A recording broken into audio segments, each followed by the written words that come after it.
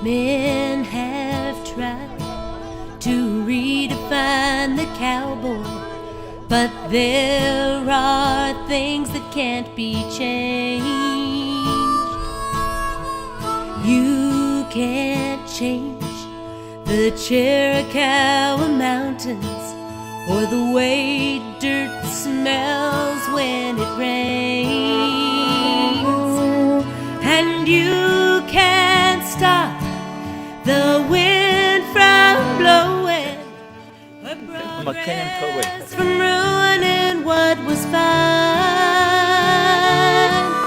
And you can't make someone a cowboy, and you can't stop the passing of time.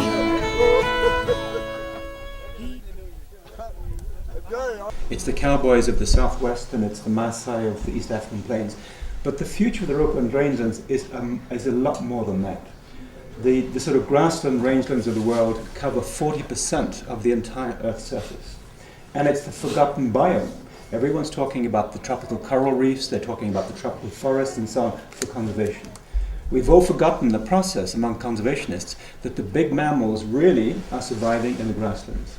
So I think more than anything else, I think the Maasai and the Malpai can really act as a lever to make all rangeland people around the world begin to fight for their interest and fight for the open range. How do you combat the predators there? You're bound to have a lot of predators.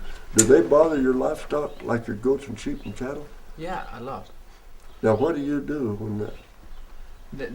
What happens is that most people kill them. Yeah, the predator. Yeah, they kill Right. the predators. Uh-huh. But then that was in the past years. There was a way of I would say combating them. Warriors would go and keep them off. Just taking the line here, we have a mountain lion. It'll stick to its natural prey if there's enough natural prey out there. Yeah. But when those deer numbers decrease to where it's hard for that lion to find a deer or a javelina, then they'll go to domestic stock. Conflict particularly between lions and cattle is getting worse because traditionally the Maasai warriors would hunt the lions. Sure. And actually the lions really didn't like to go and try and tackle cattle because they knew what would happen to them. But now what's happened in the last particularly 15, 20 years is that it's seen that this is government business because the government says don't kill lions. Yeah. The government will go out and kill lions that kill cattle, but they don't. He knows how long the grass will last, and if there's water over the next rise. And he must know the bawling of the cattle and all of the reasons why.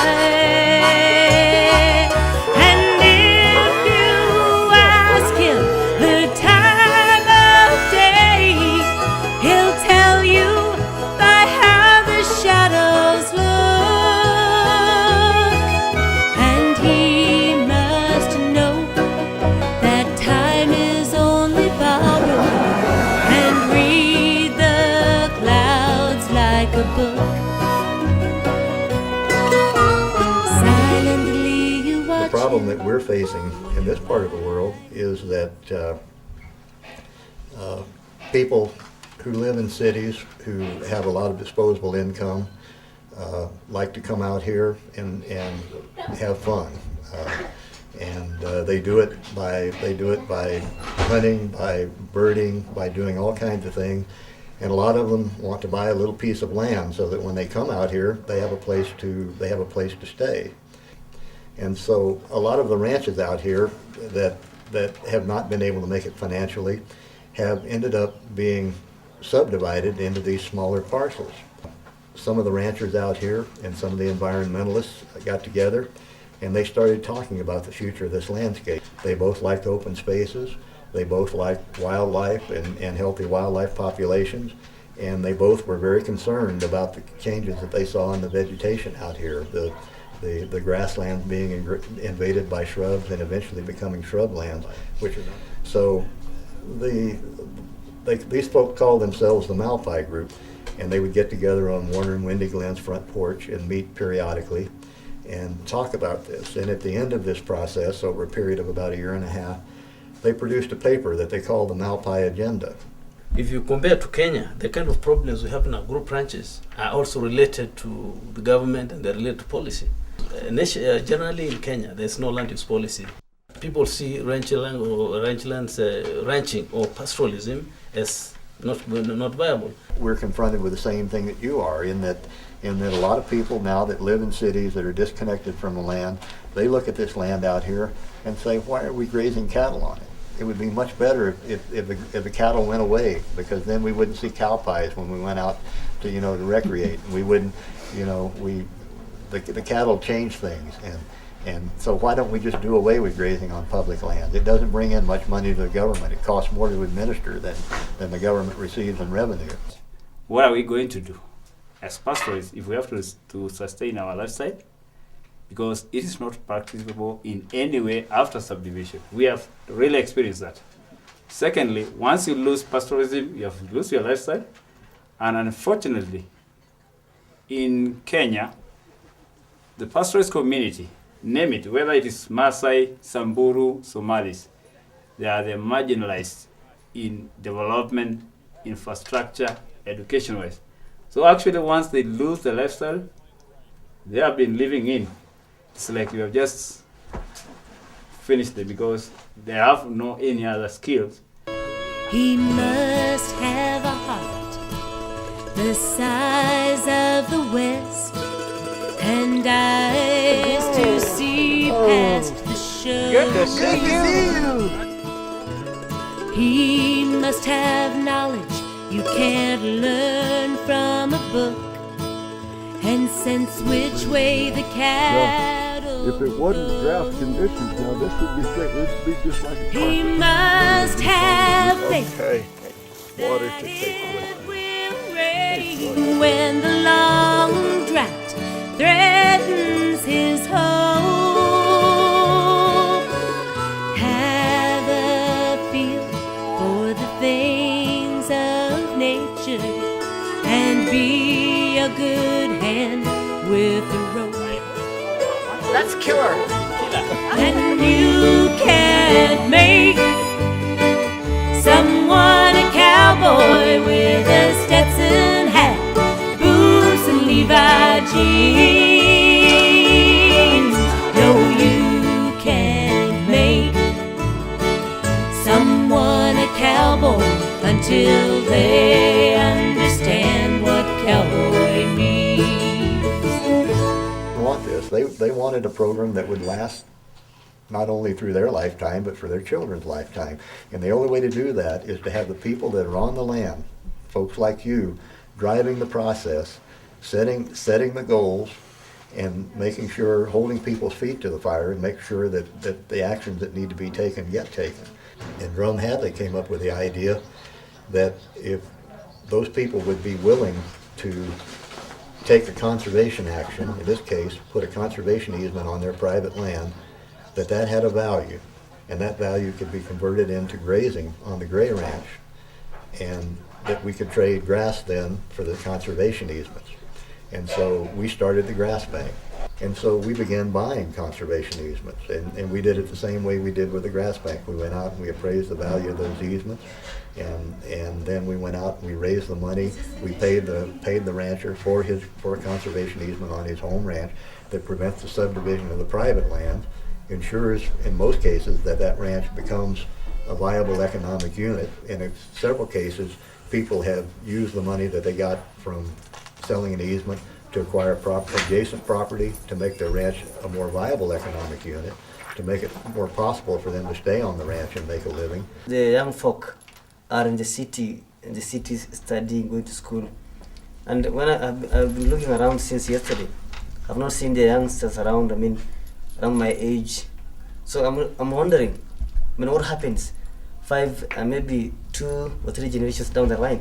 Because my generation probably might not want to come stay here. They want to stay in the cities. So what happens? Who go on with this sort of life? Well, it's interesting, if you take Steph Hatley out of the mix and Matt McGoffin, the average age of our Malpai ranchers would be well beyond the retirement age of just about everybody. The problem that you describe is very real. As I said, many people, if they're not enamored with the lifestyle, they're not going to stay here. And we even kind of laugh and say, well, it skips a generation. In many cases, the younger ranchers, the younger people that come back and take over these ranches are not the sons, but they're the next generation. They're the grandchildren. I believe in everything you do. Culture is even related to one's faith, because what you do in your life, you love land, and there's something, some attachment to land, some attachment to livestock. That kind of thing is it's not easy to get out of somebody. And once you lose that, I believe if you lose that, you just lose your faith in life and lose everything. It's the lifestyle that keeps people here, and I think because it is a lifestyle, people have an interest in preserving that culture. He knows how long the grass will last, and if there's water over the next rise, and he must know the bawling of the cattle and all of the reasons why. And if you ask him the time of day, he'll tell you by how the shadows look.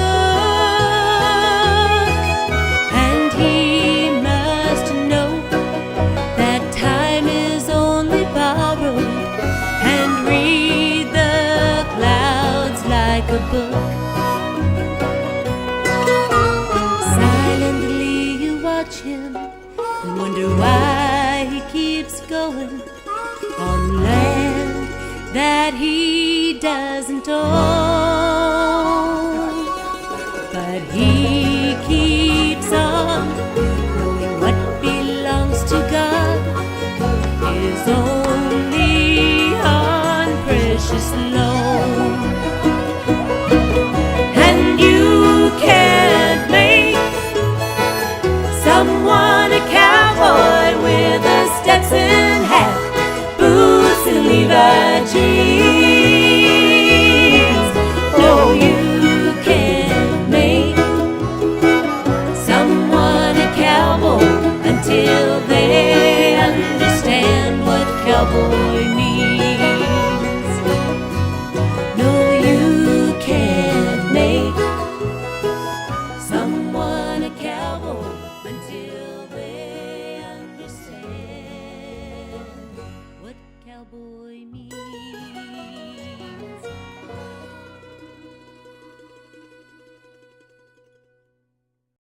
Vamos salvaje de animals,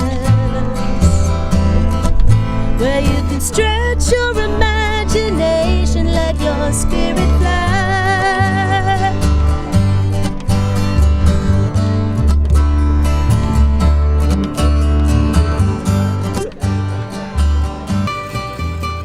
The sunset fades to beautiful shades on golden grasses waving in the breeze.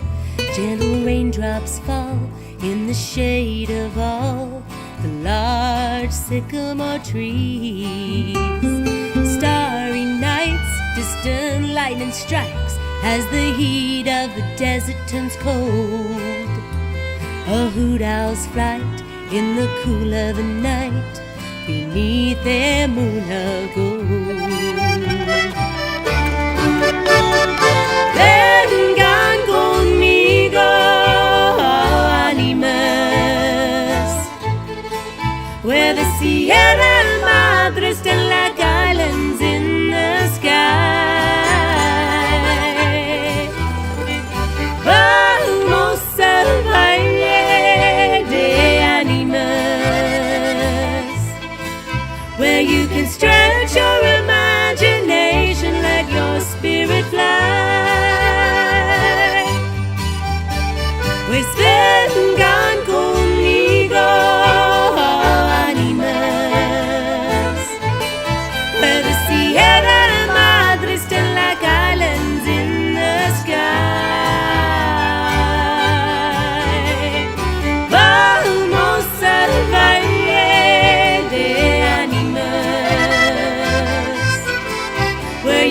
stretch your imagination, let your spirit fly.